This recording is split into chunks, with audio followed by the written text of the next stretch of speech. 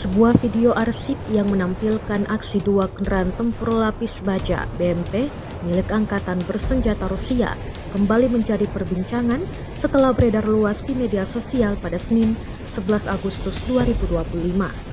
Dalam rekaman tersebut, dua unit BMP terlihat berperan sebagai kelompok dukungan tembakan, menembakkan senjatanya secara intensif ke arah sebuah kawasan hutan yang diduga menjadi posisi pasukan Ukraina.